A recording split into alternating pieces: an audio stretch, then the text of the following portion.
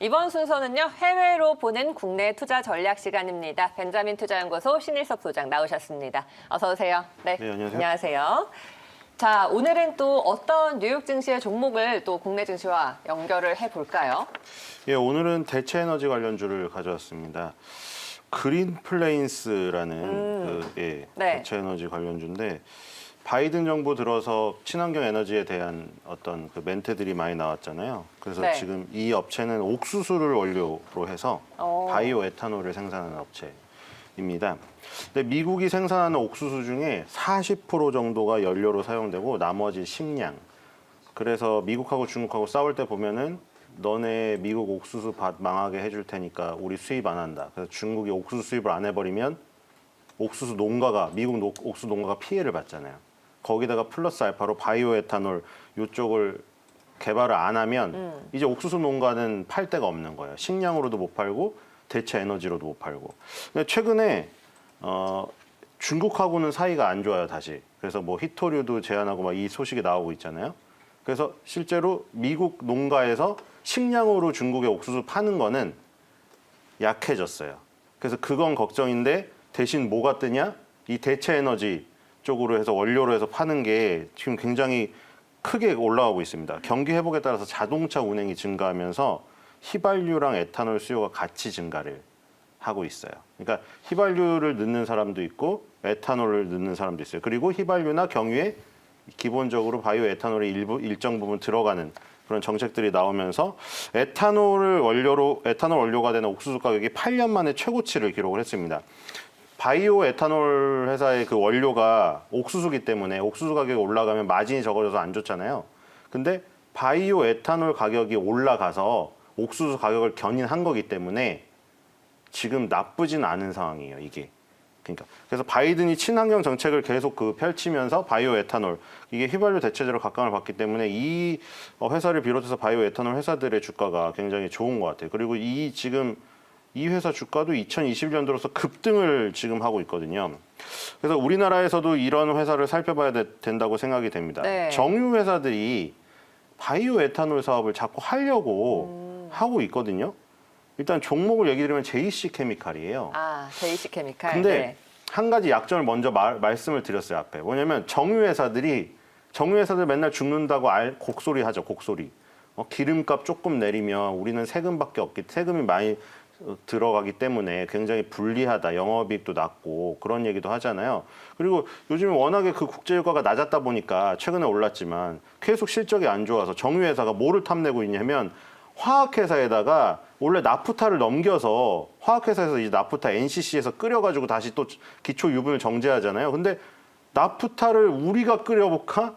이런 야욕을 갖고 있고, 그리고 바이오 에탄올도 바이오 디젤 뭐 이런 것도 야 우리가 그냥 이거를 해볼까? 그러니까 이게 정유회사가 원래 자기네가 하는 원유 정제 사업에 마진이 안 났고 이러다 보니까 자꾸 약간 중소기업이 하고 있는 바이오 디젤 이런 사업에 그 눈독을 들인다거나 화학회사에 눈독을 들이고 있어요. 그렇기 때문에 정유회사는 대기업들이잖아요. 대기업들이 약간 그런 부분을 침범하고 있다는 거는 조금 이쪽 섹터에서 조금 약점이 될 수가 있어요. JC 케미칼은 오로지 거의 이것만 하고 있거든요.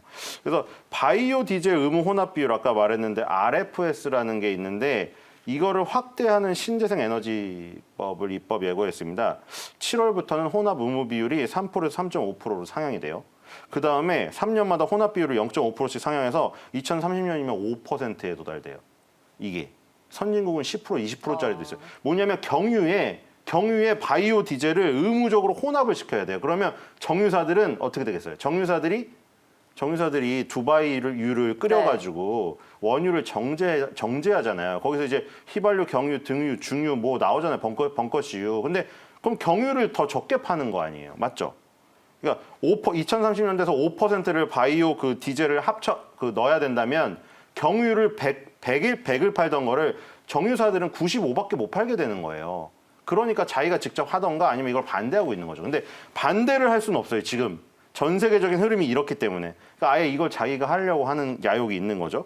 그리고 차량용 경유를 대체하는 게 바이오 디젤이고 발전용이 또 있어요. 벙커시유를 대체하는 바이오 중유를 생산해요. 그러니까 기존의 연료를 대체할 수 있는 대체 에너지를 생산하는 전문 기업이죠. 그래서 환경 정책 하에서 유가 급등에 따라 반사 수혜를 받을 수 있고 그런 부분이 있기 때문에 JC케미칼이 그런 흐름이 있다 이렇게 보시면 될 것 같고 다만 그런 약점들이 있기 때문에 그런 건 좀 감안을 하셔야 될 것 같습니다. 네, 첫 번째 이제 관심주는 JC케미칼을 선택해 주셨습니다. 바이오 디젤에 대한 관심이 그만큼 높아지고 있고요. 뭐 그린 뉴딜 정책과도 맞물리는 종목입니다. 바이오 중유와 바이오 디젤을 생산하고 있는 대체 연료 생산 기업이죠. JC케미칼. 미국의 그린 플레인스와 관련 지어서 한번 살펴봤습니다. 자, 두 번째 관심주 넘어갈게요. 네, 의료기기입니다. 제가 의료기기, 금요일 날 의료기기를 해서 재미를 봤거든요. 네.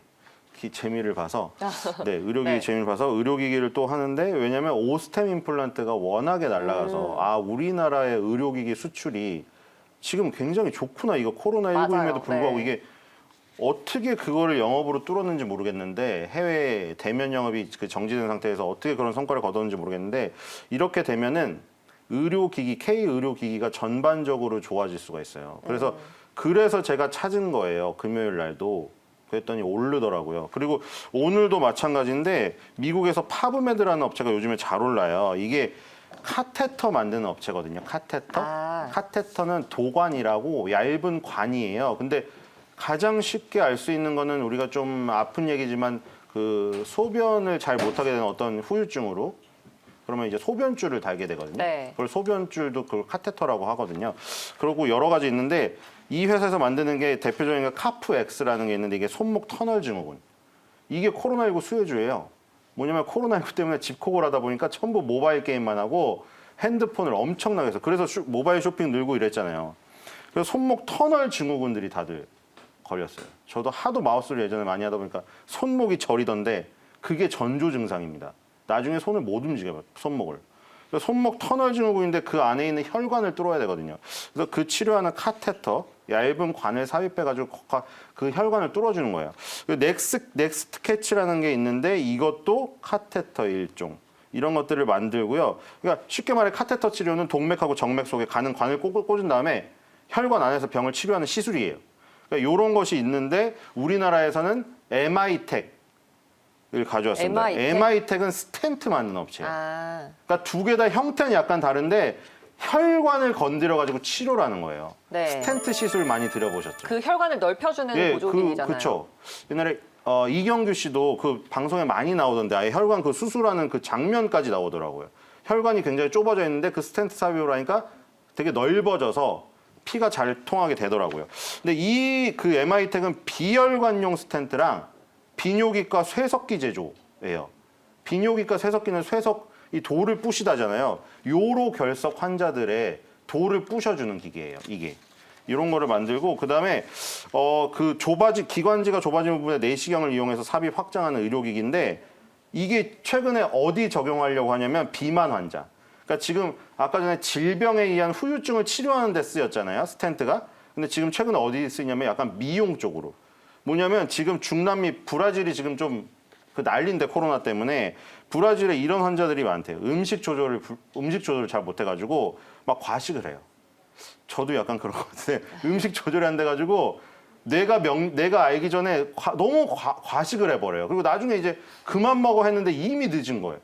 그래가지고 이제 그 비만 환자들을 어떻게 하냐면 위장과 소장 사이에 이 스텐트를 투입을 해가지고 음식물을 체외로 배출시켜버려요. 그래서 실제로 음식 조절을 실패해서 위 절제술을 받는 게 100만 건 이상이래요. 이 중남미에. 엄청나게 많잖아요. 그러니까 나중에 위가 꽉 차가지고 위가 이제 기능을 못해서 위를 절제를 해버려요. 이게 큰일이잖아요. 그 전에 스텐트를 삽입을 해가지고 음식물을 과식을 조절 못하는 사람들이 과식 조절할 수 있는 요걸 캐시카우를 키우고 있거든요. 그래서 이쪽이 지금 미용 쪽으로 올라갈 수 있는 그런 부분이 됩니다. 그래서 MI텍도 저번 주에 금요일에 의료기기 가까운 것처럼 바닥에서 지금 기고 있죠. 지금. 그래서 이런 시점에서 노리면 위치 에너지가 굉장히 낮기 때문에 부담감이 적다. 이렇게 보시고 한번 보시면 될 것 같습니다. 네, 오늘의 종목 두 번째는요. 의료기기 관련주인 MI텍, 이 스텐트 관련주라고 기억을 하면 되겠네요. MI텍 조금 생소하실 수도 있으실 것 같은데요. 두 종목을 기억해 주시면 좋을 것 같습니다. 자, 그러면 오늘장 투자 전략 들으면서 마무리해 볼까요? 네, 반도체랑 배터리가 살아나고 있고, 근데 제가 보기에는 이 5월 달로 그 미뤄진 공매도 부분 때문에 공매도를 원래 누르려고 하고 있었는데 외국 기관이 때를 놓친 것 같아요. 그래서 그때까지는 조금 시세가 이어지겠으나 역시나 제 생각에 삼성전자가 만약 어닝 서프라이즈가 나온다. 어닝 서프라이즈가 나온다고 해도 그때를 향해 이미 지금 다시 고점에서 다시 움직이고 있거든요.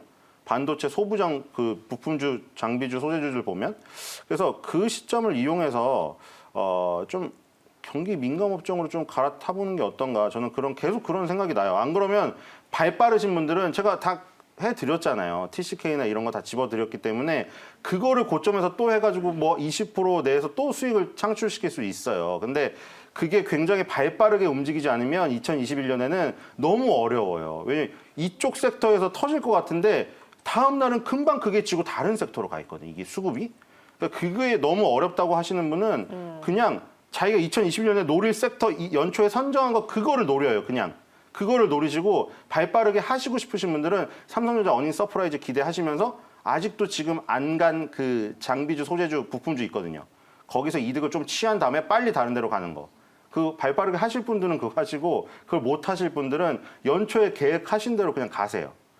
그게 선택을 제가 강요할 수는 없고 선택을 여러분들의 그 능력이라던가 여건에 맞춰서 하시면 될 것 같습니다. 이제 실적이 좀 발표되는 시즌이 다가오다 보니까 실적에 대한 기대감이 높아지고 있는데 대표적인 게 이제 삼성전자를 봐야 되는 거고, 그죠? 또 다른 쪽은 없을까요? 네, 실적이 그러니까 좋게 나올 것 같긴 한데 좋게 나와도 이미 엄청나게 갖다 썼어요. 미래 거를. 그래서 너무 그 선반영이 됐다. 위에가 네. 없어요. 사실 솔직히 말해서 TCK라던가 파크 시스템즈 그 높은 데서 지금 얼마나 거기를 더 먹을 수 있는지는 전 모르겠는데 조금밖에 없어요. 지금 룸이. 그리고 그 경기 민감 업종들을 다시 보는데 뭐 아까도 얘기 나오던데 뭐 건설, 건자재 이쪽 계속 괜찮고 만약에 서울시장 선거가 끝나고 건설주, 건자재가 조정을 받는 일이 발생을 하면 그거는 저가 매수 기회인 거예요. 그리고 지금 소비주도 다시 사회적 거리두기가 뭐 제한이 되고 뭐 환자가 늘고 이러면서 또 내려갈 수가 있는데 그것도 중장기적으로 또 저가 매수 기회예요. 그러면. 그래서 그런 것들을 노려보시거나 아니면 제가 요즘에 막 중소형주인데 안 오르고 있는 것들 찝어드리고 있잖아요. 지금. 그런 것들이 재미가 있어요. 지금 솔직히 솔찬게 지금 계속 하루에 하나씩은 지금 맞아 떨어지고 있거든요. 지금. 그래서 네. 그런 아예 개별주를 파던가 아니면 업종으로는 경기 민감 업종들의 저가 매수를 노려보는 거. 좋습니다. 네. 그런 게 유효할 것 같습니다. 자, 오늘 신 소장님의 투자 전략까지 한번 들어봤고요. 말씀 여기까지 듣고 정리할게요. 고맙습니다.